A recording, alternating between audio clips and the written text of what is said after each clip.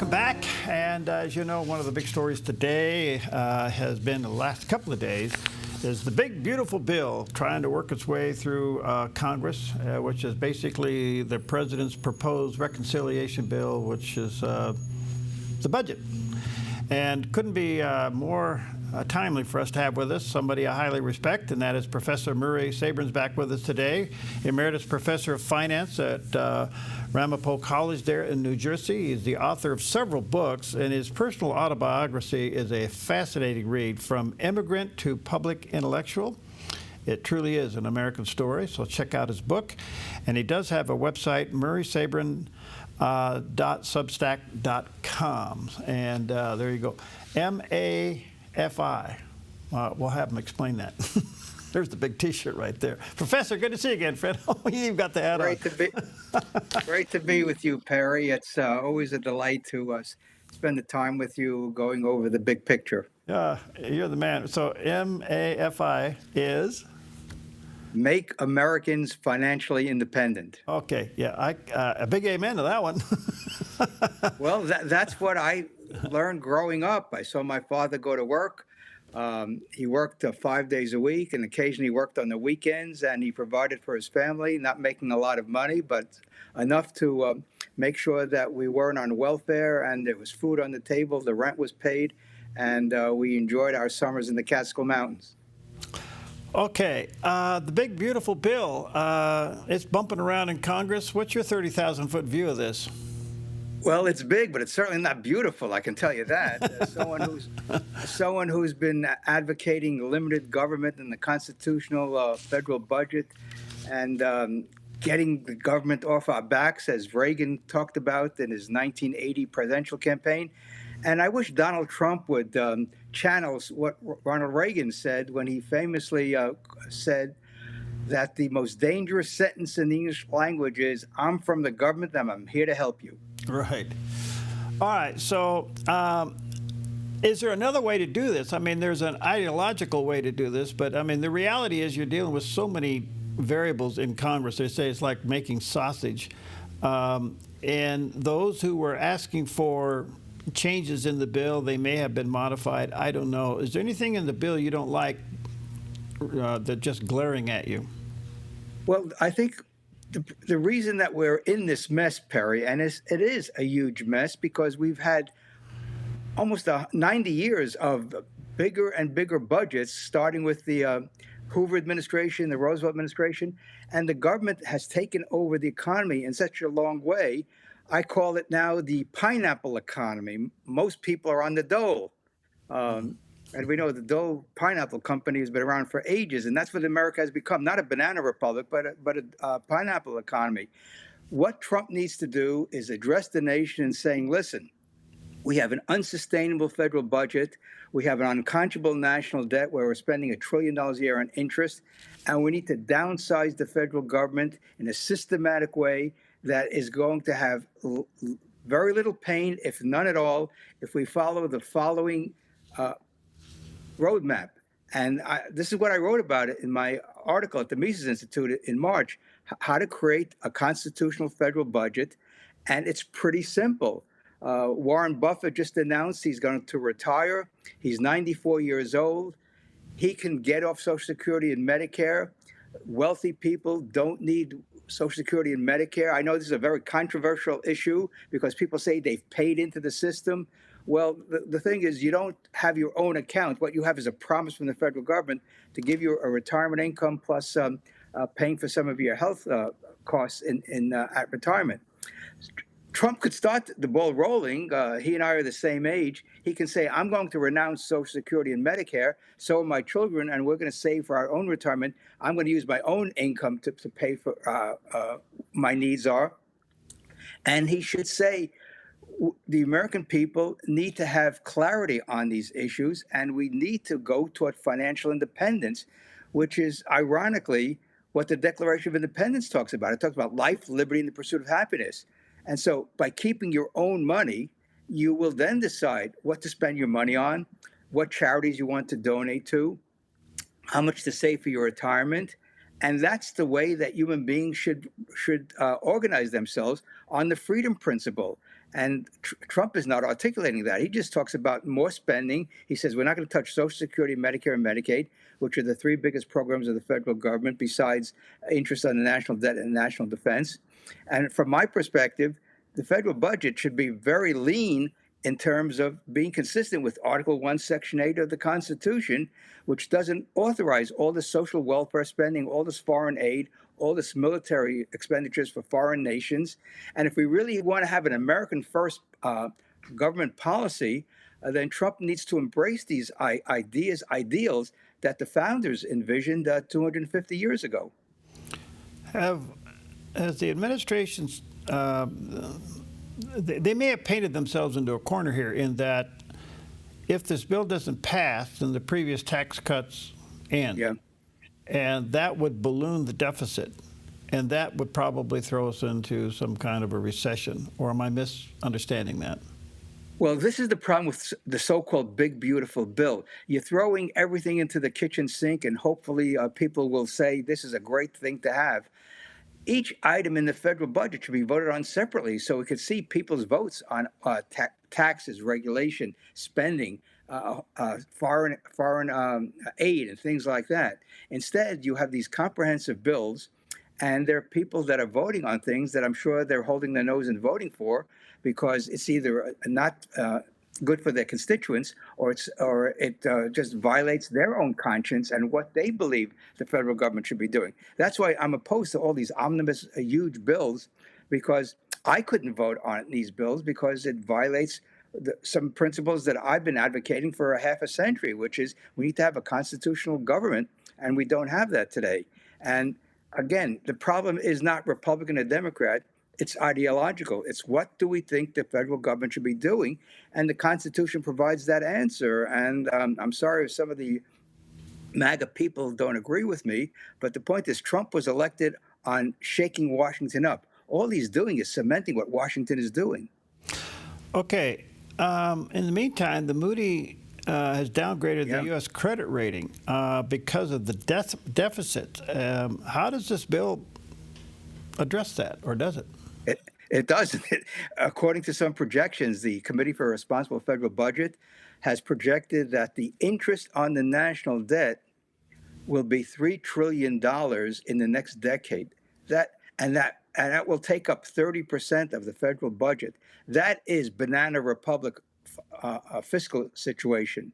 When countries have gotten into trouble, where they've spent so much money that they don't raise enough money to pay their bills, then the central bank steps in and basically prints money to help the government pay its bills. And then you're off to the races with hyperinflation. That's happened in Argentina, Brazil, the East European countries. It's happened throughout the world. It happened in China after World War II. It happened in Russia. That led to the Soviet Revolution. So we have historical examples where nations' financial situation gets so out of whack that the central bank comes in and thinks it's saving the day rather than telling the powers that be, you've got to cut spending or raise taxes. And we know raising taxes is a kiss of death for any politician. So you've got to cut spending, and it's easy to do. Reagan ran on a platform of getting rid of the Department of Energy and Education, and they're still going strong after 45 years. So what we need to do is sit down with both parties, the leadership of both parties, and come to an agreement. What are you going to cut that is consistent with the Constitution immediately so we can get closer to a balanced budget? Because the budget right now is $7.2 trillion. And according to the projections, this year, fiscal 2025, which ends September 30th, we will have a $2.5 trillion deficit. That's why Moody said this is unsustainable. And they're the last third credit agency to make the warning that the federal government needs to reform itself, and it's not doing it. In the meantime, DOGE has found a lot of fat and fraud, and it is being cut. Now, I guess maybe cutting it means we're just going to stop funding it. Right. In the meantime, other cuts have been made. So it seems like for the first time in a long time, on the cutting side of things, it is happening, maybe not at the level or the degree we'd like to see it, but we are now cutting things. But you have to ask that, in order to balance the budget, you have to offset the cutting with additional revenue. And it seems like what the president's trying to tell us is that tariffs is offsetting the cutting. The revenue from tariffs will offset the cut. As crazy as all that sounds, what else do you do? Well, you sit down line by line. He should bring in his cabinet and tell each cabinet officer, cut your budget 10%. That would be the mandate from the president. Cut your budgets 10%. You can do so. You can eliminate, and I've called for this for decades, eliminate aid to higher education. Colleges and universities like Harvard that has a $55 billion endowment, they don't need any federal aid, which is what? Taxpayer money. The colleges and universities should be independent, financially responsible institutions. They should get their money from tuition, grants, donations, et cetera, et cetera, et cetera, things that nonprofits do in order to operate. Mm-hmm. We have essentially a huge money laundering operation. The federal government takes money from the people and businesses, it whirls around the bureaucracy, and then it goes back to businesses, agriculture, states, local governments, and the people. And this is why, if you don't have financial independence in a society, you grow a welfare state, which then becomes unsustainable. And we're really at the last weeks, months, years of this experiment called the welfare state. And foreigners know this because they've gone through the ringer all over the world. And so that's why they're very leery of U.S. debt. They're leery of holding dollars.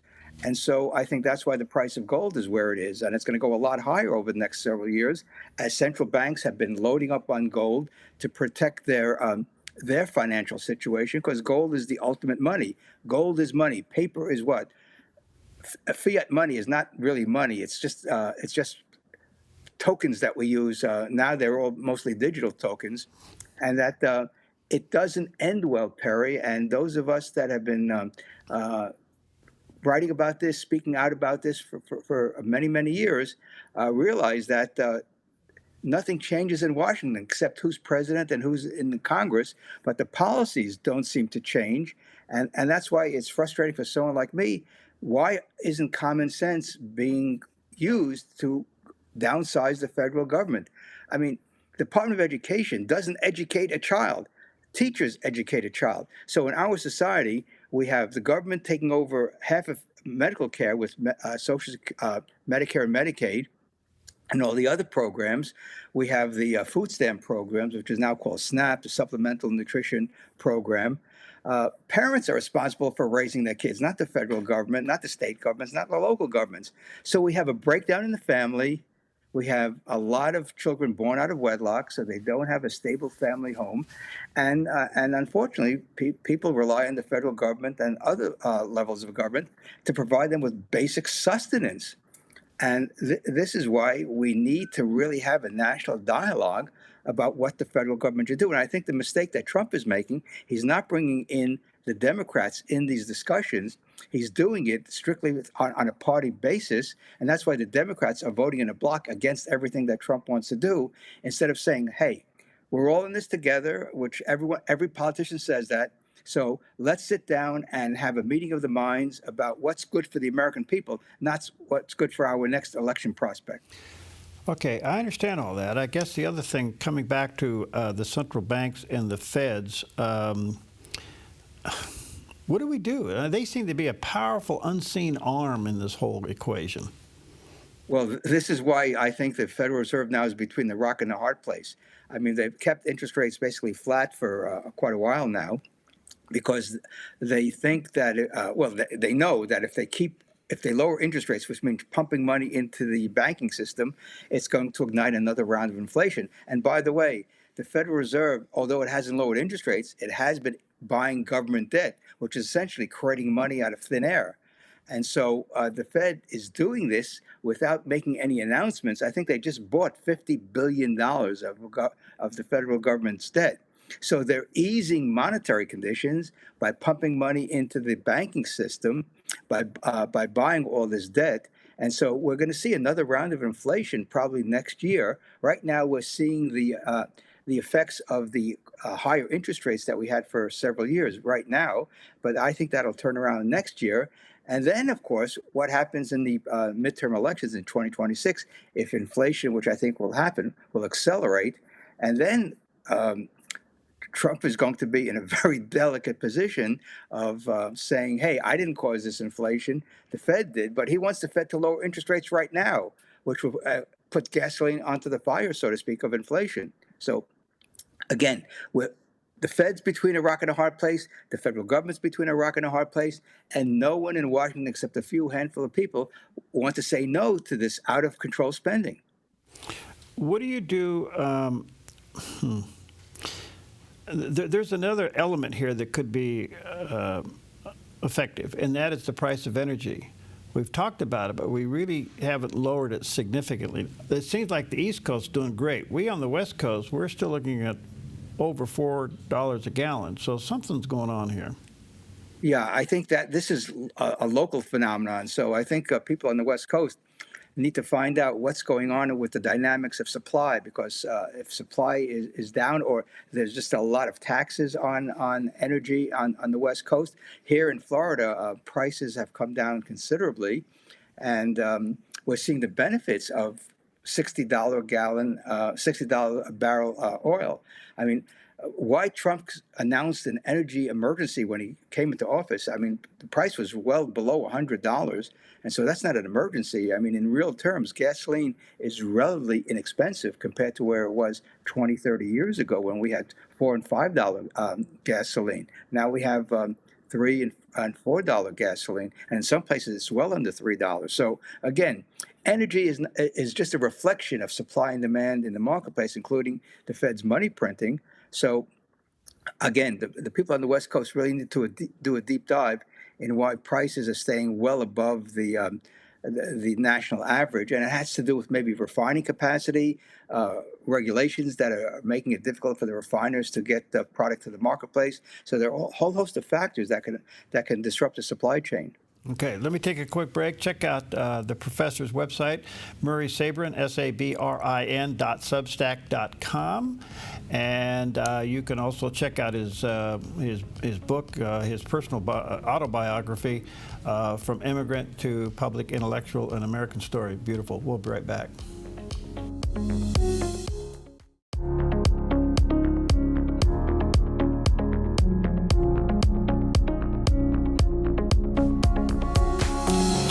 Welcome back. Professor Murray Sabrin's back with us today. He's a professor emeritus there at the Ramapo College in New Jersey of finance. His couple of books, but his personal story, From Immigrant to Public Intellectual, I think you'll find to be a very inspiring read. He does have a website, and that's murraysabrin.substack.com. Professor, a couple of things that I just want to keep it at the 30,000-foot view. I don't. And this sounds political, and I don't mean it to be, but my observation is the Dems don't want to cut anything. Absolutely. This is the problem. The Dems have been on the road to bigger and bigger government since FDR. Actually, since Wilson, because Wilson and his administration, we got the Federal Reserve. The income tax was enacted just before he took office in 1913. He took office back then in March of 1913 after being elected in 1912. And Wilson, of course, expanded the size of government, maneuvered us into World War I when he ran on a peace platform in 1916. And then Roosevelt came in and did exactly what Hoover did, that deepened the recession into a Great Depression. And Roosevelt just continued that policy. So we had a depression for a full decade, unprecedented in American history. The Dems want to take over everything. If you ask a Democrat in private, what should the top tax rate be? They probably would say 90%, like it was during World War II, which is an abomination. They think that socialism is the answer, that big government, we need big government in healthcare, housing, welfare expenditures. I mean, they really believe in the Marxist view of the world. They have a Marxist view of the world.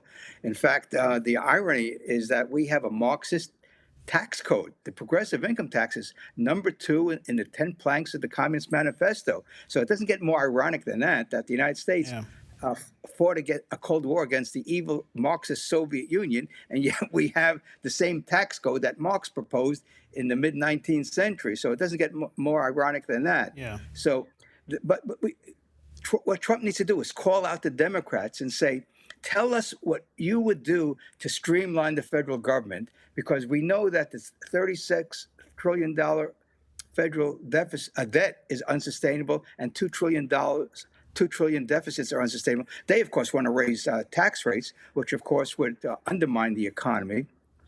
I don't recall any time in American history where rates have gone up and the economy has boomed. That's not the way the world works.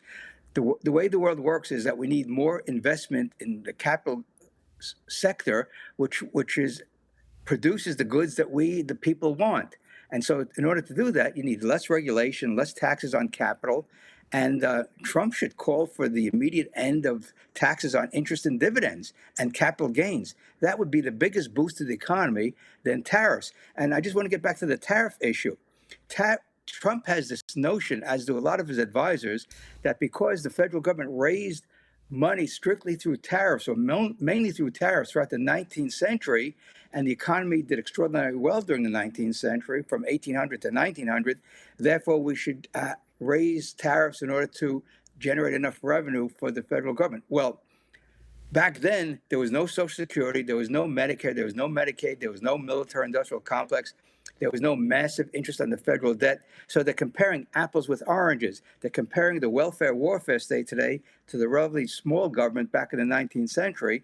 And when you have a small government, you could use the tariff to raise revenue. But the problem, Perry, was the tariff was so high that middle income and low income people were complaining about it. And the big trade-off was supposed to be the income tax was going to raise revenue from the wealthy, because 98% of the American people were exempt from the first income tax, and that the tariff would be reduced. Well, the Republican Party was the high tariff party since Lincoln. And when Harding was elected in 1920, we had the high income taxes from World War I. And after they got in, they raised the tariff rates back to where they were before the income tax was enacted. So we got an income tax and high tariffs.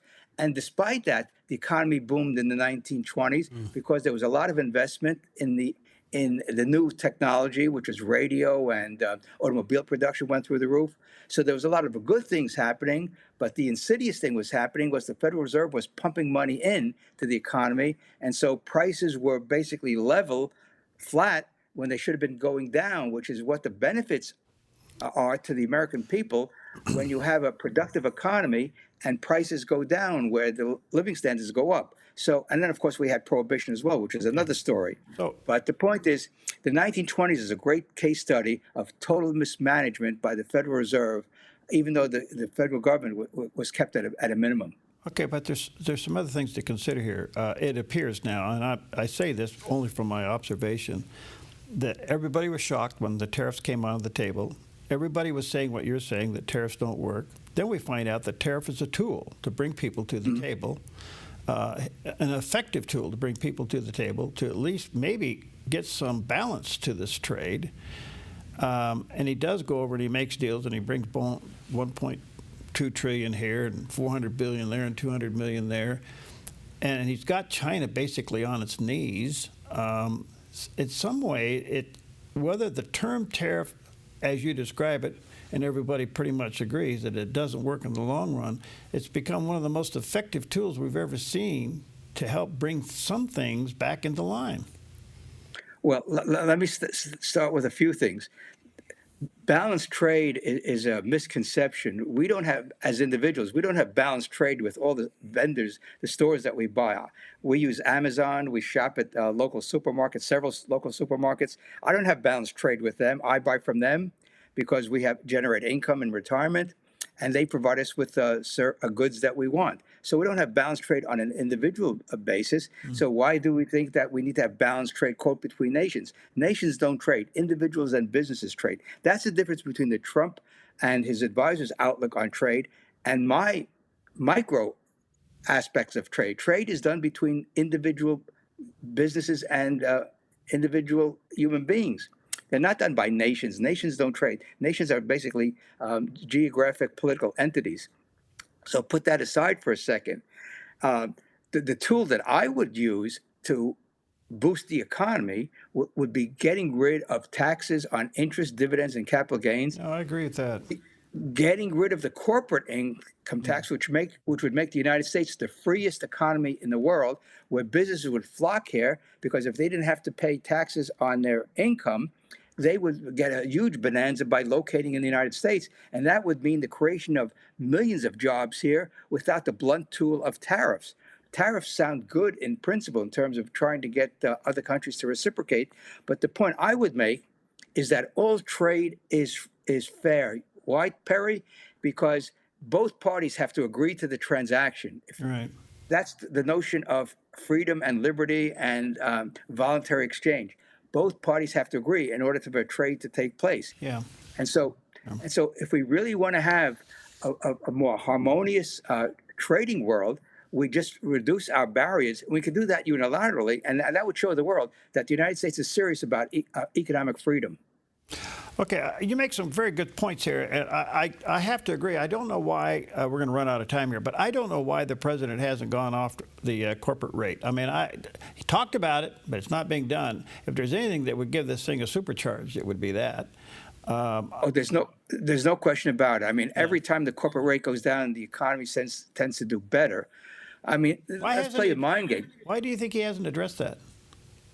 I think for political reasons. I think he doesn't want to be accused by the Democrats of supporting the wealthy. Well, if you have capital, Perry, you create businesses. I mean, that's why the Wall Street Journal had a great article the other day, which I posted on my Substack, is that small businesses are thriving because they find a niche in the marketplace and they run with it.